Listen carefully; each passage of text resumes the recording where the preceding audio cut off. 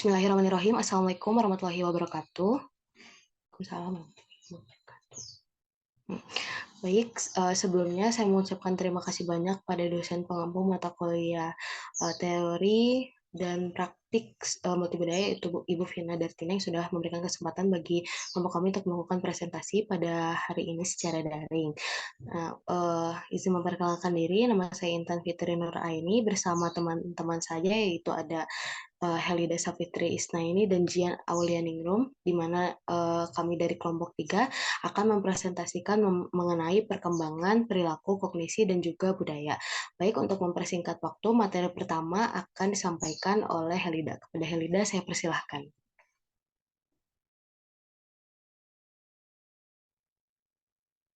Tokohnya itu adalah Vygotsky. Nah, Vygotsky itu mengatakan bahwa manusia itu akan berkembang sesuai dengan budayanya. Kemudian budaya itu terbagi, budaya dalam konteks intelektual itu terbagi menjadi dua, yaitu melalui budaya dan yang kedua melalui lingkungan budaya. Kalau misalnya melalui budaya itu individu itu akan memperoleh wawasan atau pengetahuan, sedangkan melalui lingkungan budaya individu itu akan mampu beradaptasi dengan lingkungannya serta akan buat mereka itu membantu mereka dalam proses berpikir dan sarana berpikirnya. Kemudian, dalam perkembangan kognitif itu dihasilkan dari proses dialektis, proses percakapan, dengan cara berbagi pengalaman belajar dan cara memecahkan masalah bersama orang lain, terutama dengan orang tua, guru, saudara sekandung, dan teman sebaya. Jadi, budaya juga dapat mempengaruhi perkembangan kognitif individu. Karena, kalau misalnya dalam proses percakapan di sini, itu pasti melalui bahasa.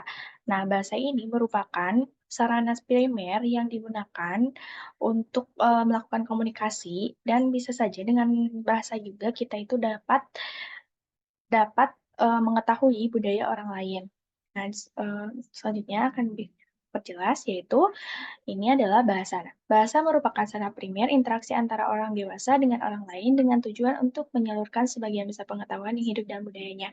Jadi, melalui bahasa juga kita tuh dapat mengetahui nih budaya orang lain seperti apa dan orang lain juga mengetahui budaya kita seperti apa.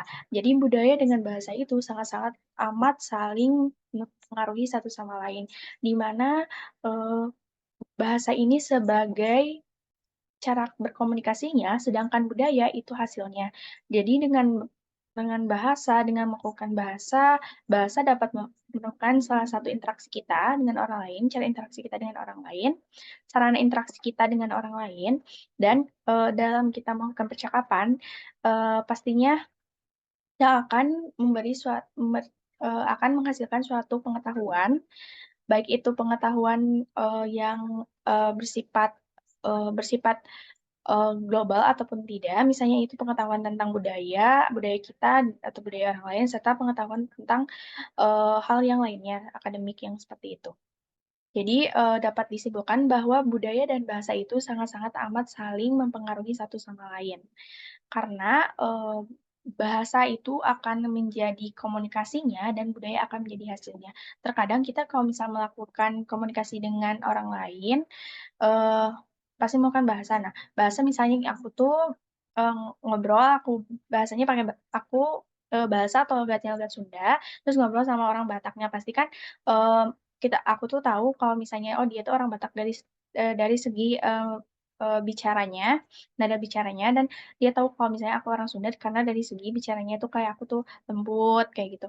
Nah, dapat diartikan bahwa ketika kita melakukan komunikasi dengan bahasa juga, kita tuh bisa beradaptasi dengan budaya orang lain.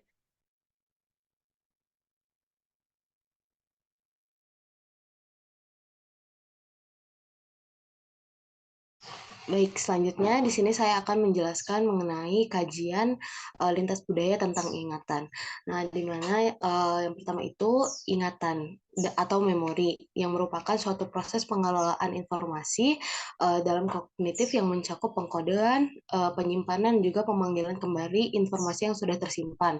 Kemudian berdasarkan jangka waktunya, ingatan itu dibagi menjadi dua, yaitu ada ingatan jangka pendek dan juga ingatan jangka panjang. Di mana ingatan jangka pendek ini yaitu kapasitas ingatan yang dimana informasi itu hanya bisa bertahan sekitar 20-30 detik saja. Setelah itu bisa menghilang. Kemudian ada ingatan jangka panjang, yaitu masuknya informasi yang disimpan dengan jangka waktu lebih lama, dari 30 sampai lebih lama dari 30 detik tuh, bahkan lebih lama dari itu, uh, dan juga seringkali sulit untuk memanggil informasi yang sudah tersimpan lama itu karena memang sudah disimpan terlalu lama gitu. Kemudian menurut Rose dan juga Milson, mereka berpendapat bahwa orang yang mengandalkan tradisi oral atau tradisi naratif itu akan lebih baik ingatannya dibanding dengan orang-orang yang memiliki tradisi tertulis gitu. Di mana mereka juga melakukan penelitian kepada orang Amerika dan juga orang Gania, yang dimana proses penelitian itu mereka tuh memberikan membacakan suatu cerita secara lantang kepada subjek tersebut, orang Amerika dan juga orang Gania, dan hasilnya adalah secara umum orang-orang Gania itu lebih baik ingatannya untuk mengingat cerita tersebut dibandingkan dengan orang Amerika.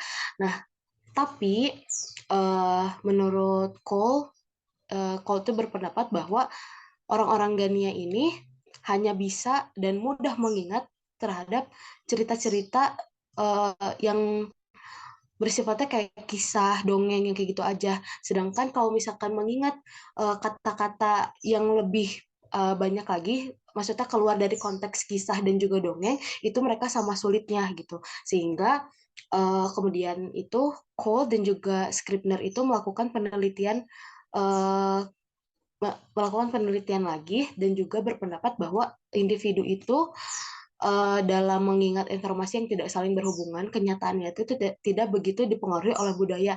Namun mereka berpendapat bahwa lebih berhubungan dengan apakah seseorang itu pernah bersekolah atau tidak gitu. Sehingga mereka melakukan penelitian kepada subjeknya itu orang Afrika yang pernah bersekolah dan juga orang Afrika yang tidak bersekolah, dan hasilnya orang-orang Afrika yang pernah bersekolah mampu mengingat dengan lebih baik dibandingkan dengan orang-orang Afrika yang belum pernah sekolah.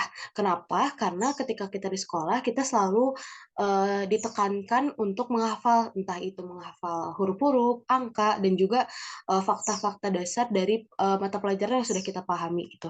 Nah, dari kajian lintas budaya tentang ingatan ini lebih menunjukkan bahwa ingatan manusia itu sifatnya kompleks dan juga dipengaruhi oleh faktor sosial dan juga faktor budaya.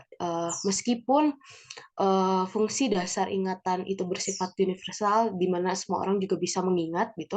Namun bagaimana cara kita untuk menggunakan dan juga mengartikan ingatan tersebut tuh pasti akan berbeda-beda persepsi tiap orangnya gitu. Dan juga memahami dari peranan budaya terhadap ingatan ini juga bisa membantu kita, apalagi sebagai calon konselor, untuk menjadi komunikator yang lebih baik dalam konteks lintas budaya dan juga dapat menghargai setiap perbedaan persepsi yang datang dari setiap klien dan juga kita gitu. Selanjutnya akan dijelaskan oleh Jian. Sekarang saya akan menjelaskan mengenai intelijensi dan budaya. Selanjutnya,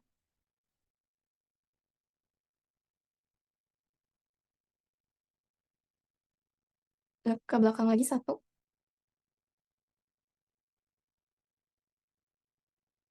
Nah, kita udah belajar banyak tentang intelijensi. Sederhananya, intelijensi ini mengacu pada kemampuan kognitif seseorang, seperti kemampuan belajar, memahami, dan kemampuan untuk memecahkan masalah yang seringkali diukur dengan tes IQ. Selanjutnya, nah, ada beberapa jenis-jenis kecerdasan menurut Gardner dan Hedges. Yang pertama, logika matematis. Seseorang dengan kecerdasan ini, mereka itu akan memiliki kemampuan untuk dapat berpikir logis, sistematis, dan analitis, sehingga mereka menyukai hal-hal yang berkaitan dengan angka, pola, atau hubungan sebab akibat. Yang kedua, linguistik adalah kemampuan untuk dapat memahami, menggunakan, dan menganalisis bahasa termasuk berargumen. Yang ketiga, musikal. Seseorang dengan kecerdasan musikal, mereka itu akan memiliki kemampuan yang luar biasa terkait dengan hal-hal seperti bunyi, irama, melodi, dan harmoni. Sehingga mereka ini mudah dalam mengenal, memahami, dan menciptakan musik. Yang keempat, spasial adalah kemampuan untuk dapat membayangkan dan memanipulasi objek atau ruang secara abstrak. Selanjutnya, yang kelima, kinestetik. Seseorang dengan kecerdasan kinestetik, mereka itu akan mengandalkan tubuhnya untuk belajar dan memahami banyak hal. Jadinya mereka itu mahir dalam hal-hal yang berkaitan dengan fisik, seperti berolahraga, menari, dan bermain alat musik. Yang keenam, interpersonal adalah kemampuan untuk dapat berinteraksi secara efektif dengan orang lain. Seseorang dengan tingkat interpersonal yang tinggi, mereka itu akan mudah dalam memahami emosi orang lain dan mudah untuk membangun hubungan yang kuat dengan orang lain. Yang ketujuh, intrapersonal adalah kecerdasan yang memungkinkan seseorang untuk dapat memahami dirinya sendiri secara mendalam seperti emosi, motivasi, nilai-nilai, dan tujuan hidupnya. Selanjutnya, perbedaan budaya dalam intelijensi. Intelijensi ini seringkali diartikan secara berbeda tergantung pada budaya masing-masing. Seperti misalnya yang berbeda ini antara budaya Tionghoa dengan budaya Jerman atau Sunai.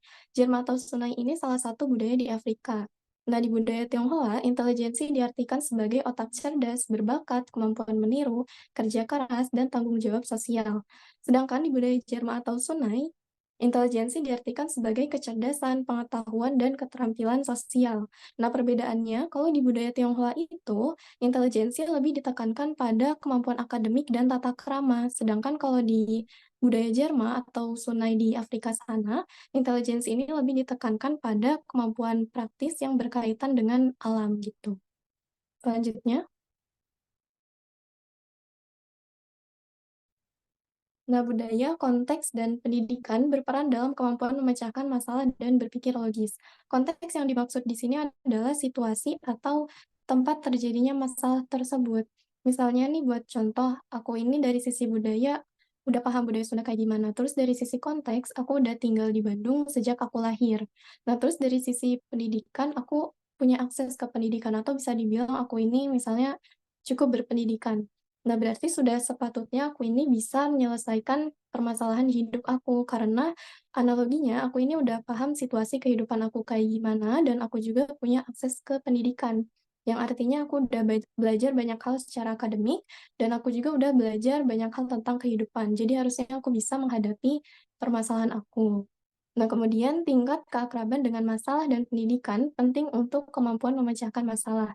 Misalnya nih kita dapat kasus tentang BK. Nah, kita bisa menyelesaikan kasus itu karena kita udah belajar tentang BK, kita udah familiar dengan BK. Beda halnya kalau misalkan kita dapat kasus tentang akuntansi atau tentang komputer, kita mungkin nggak bisa mengerjakan itu karena kita belum akrab atau belum familiar dengan hal-hal itu, gitu. Kemudian perbedaan budaya dapat menjadi rintangan dan peluang dalam konseling. Ini udah jelas ya, rintangan yang paling umum itu misalnya perbedaan bahasa. Ini akan membuat si konselor dan konselingnya sulit untuk berkomunikasi. Nah, peluangnya kalau misalkan konselor mendapatkan konsel yang berbeda budaya, maka konselor bisa mempelajari budaya konselingnya. Jadi konselor itu akan terus menambah wawasannya. Selanjutnya, implikasi terhadap layanan BK, perkembangan kognitif dan budaya individu terus berkembang seiring waktu. Hal ini berarti konselor perlu selalu memperbarui pengetahuan dan keterampilan mereka agar dapat memberikan layanan yang sesuai dengan kebutuhan klien. Selanjutnya,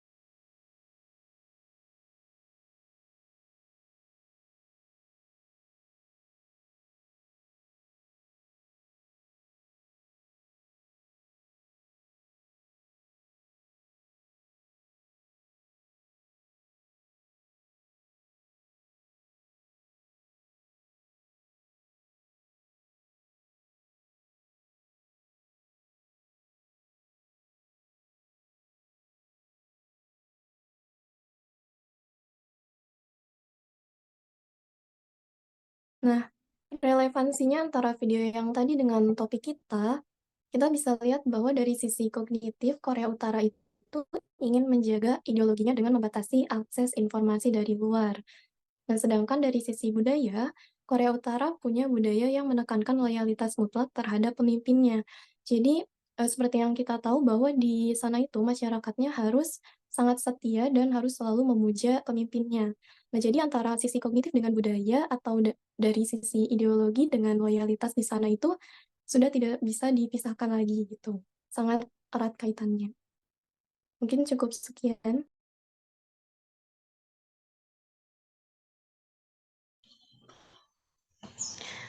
Baik, sesi presentasi kami sudah selesai. Semoga materi yang sudah kami paparkan itu dapat bermanfaat bagi teman-teman semua, dan juga mohon maaf apabila ada kekurangan eh, dalam penyampaian materi. Sekian, terima kasih. Wassalamualaikum warahmatullahi wabarakatuh.